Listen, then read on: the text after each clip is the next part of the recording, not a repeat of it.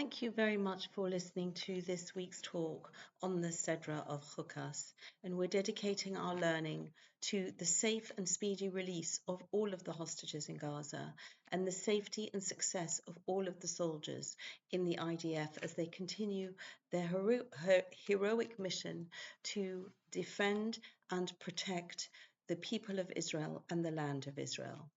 And as we look at the Sedra of Chukas, and it is most famously associated with the opening chapter of the Pora Aduma, the red heifer, and this describes the precise ritual that had to be followed if somebody came into contact with a dead body.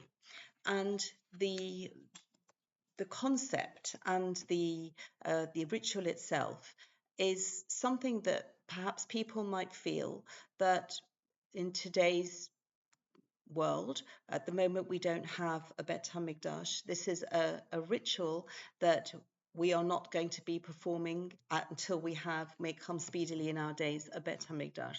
So people wonder at the amount of verses, 20 plus verses that are spent giving us the precise details of this.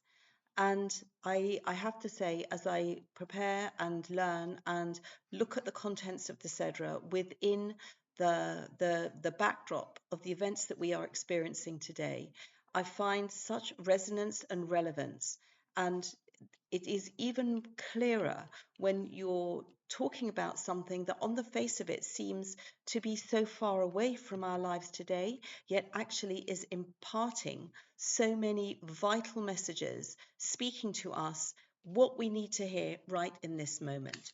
So if we just look in the detail, and this is chapter 18, chapter 19, and it takes us right to the end of the chapter, really, which is 22 verses. But just to give an idea of the level of detail and that the Torah goes into. And God spoke to Moshe and Aaron, saying, "This is the super rational command of the Torah, which God commanded, saying, Tell the children of Israel, they should bring you a perfectly red heifer, which is devoid of blemish and has never had a yoke placed on it.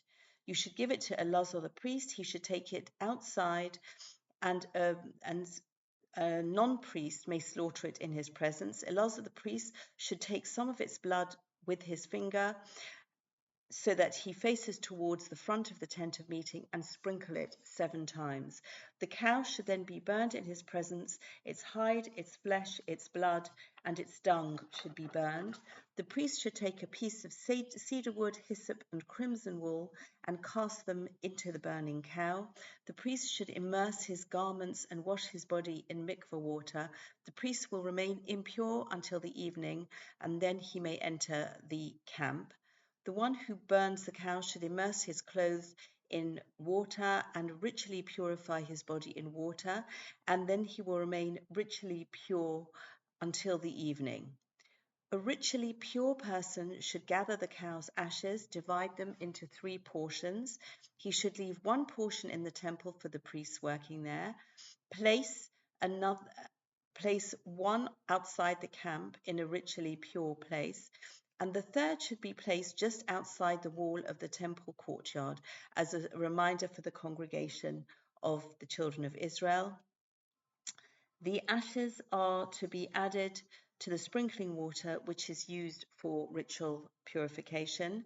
The one who gathers the cow's ashes should immerse his clothes in a mikveh, and he will remain ritually impure until the evening. This is an everlasting law for both the children of Israel and for the convert who lives with them. And this is the first actually 12 verses that are first 12 or 13 verses, just to give you an idea of the level of detail and the precision of the ritual.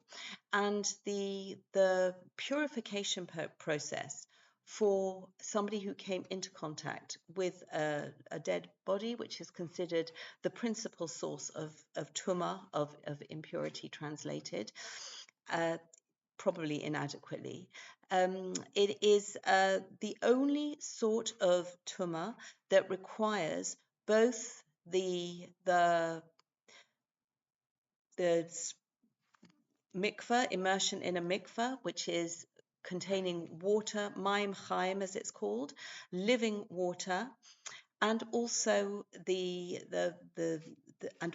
sprinkling of the ashes of the parah adumah, which were then mixed with mayim chaim, with this living water.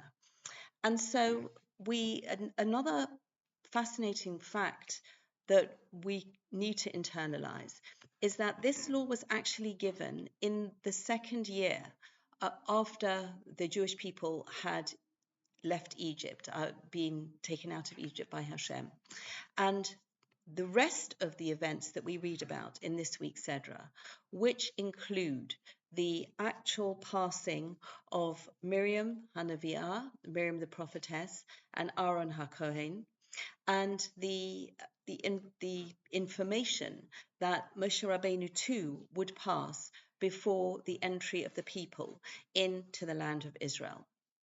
And these were events that happened in the 40th year of their desert sojourn.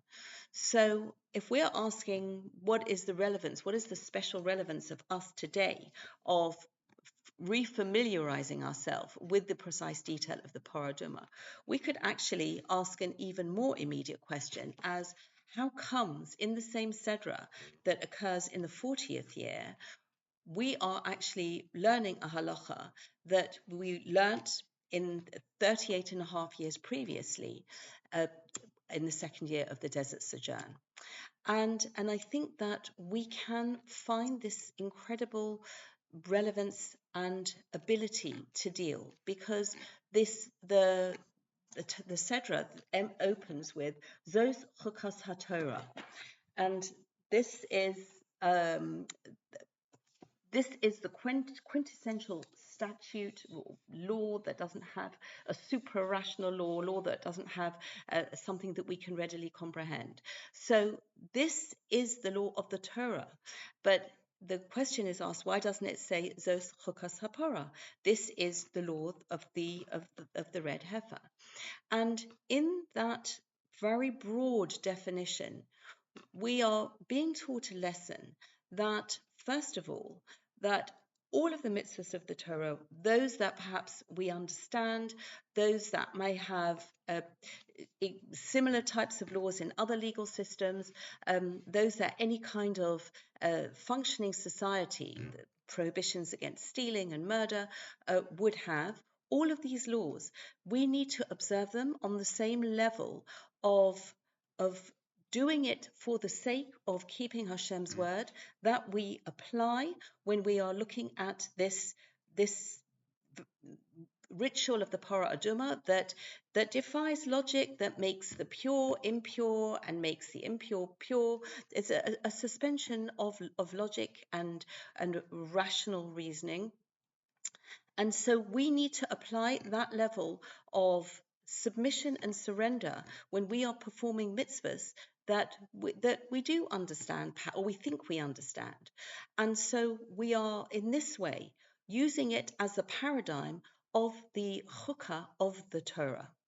And the combination, if we're looking at the opening section with this information of the Parah Adumah, and then we're reading about the events that describe the passing of possibly the greatest family, or probably the greatest family, 3 siblings who are each in their own way unique leaders at a time of a crucial point in our nation's history. And all of these 3 leaders are going to pass away. And really, the Parah Adumah is helping us, if we're looking at it in its position in this week's Sedra, we can see that there's an interface of passing from this world to the next world, with the coping of the loss to the nation of its three greatest leaders. The loss to individuals, the loss to people who knew on a personal level these great leaders, Moshe Rabbeinu, Aaron HaKohen, and Miriam HaNeviah. And this kind of loss, this devastation that can so overwhelm and demoralize anybody. But when three of them in such close succession pass away, we need to have the coping mechanisms. And when we read about the various battles that are fought in the later sections of the Sedra, we see too that in the course of battle, there will be loss of life. There will be confrontation of nations who are behaving in a very antagonistic way towards the people of Israel. And again, we might be overwhelmed, we might be demoralized. And I feel that we're living through parallel times as we are suffering the losses of our some of our wonderful chayalim, and we are feeling the the disapproval and the hatred of the nations that we're living amongst to levels that perhaps we wouldn't have been able to understand. They defy logic in many ways, and I think that this really strong lesson of the Para Aduma, this concept of the that we are not going to understand the reason for death in this world, and we are going to have to follow the process, follow a way of coping with it that is going to give us the koach, give us the energy and the wherewithal in order and to do so. And also this concept of the ashes and the Mayim Chaim, the ashes of the Para Aduma, are the sort of the symbol of how this red heifer, which is a sign of vitality, a sign of a sign of nurturing, of giving nourishment to its young, and the ability to really give life and encourage life, and that is taken and reduced to ash, and could be a symbol for all of life, for all of us at whatever stage of our life we pass at that interface between life and death, between this world and the world to come. But when we mix it with Mayim Chaim, and the Mayim Chaim is the symbol, among other things, of the Torah, that source of living, of the life force that is part of our physiology, that is part of our requirement in order to survive, that the concept of water, and concentrating also on the ashes. And there's a very beautiful connection with Avraham Avinu as he is pleading for the saving of the people of Sodom, who were so completely evil. And we see in the book of Bereshit, chapter 18, verse 27. And the Pasuk says, Vayan Avraham, and Avraham answered, Vayomar. And he said, Hineno ha'alti ledaber el Adonai. Behold, I want to speak to my master, for anochi ofor va'efer, but I am just literally dust and dust, and or dust and ashes actually, because there's an offer with an iron first, and then with an aleph, and this is, according to the Medrash, that is the source of this special mitzvah of the Para Aduma, where we had the ash that was mixed with the water, and this ash that Avraham Avinu is referring to is the ultimate symbol of humility. And when we tap in to the laws of the Para Aduma, when we accept this idea of how we are dealing with the transition from this world to the next, the interface, and how we do that on an individual level, how we do it on a communal level, we take this humility of Avraham Avinu that we get from his conversation with Hashem, and we apply that to our lives, apply that to the fact that we don't understand so many, but in our accepting of this classic paradigm of the chok, of the mitzvah for which we cannot understand the reason, we are given that strength to cope and to find life and meaning and purpose, even at times of loss and passing of a physical person. Please God, we should learn the lessons. We should merit to a time when we are actually keeping the mitzvah in its fullest sense, and we should see and hear all our prayers answered, and the hostages should all be safely home, reunited with their families, and the soldiers safely and victoriously back with their families. And we should see that speedily and in our time. Thank you very much for listening. Wishing everyone Shabbat Shalom.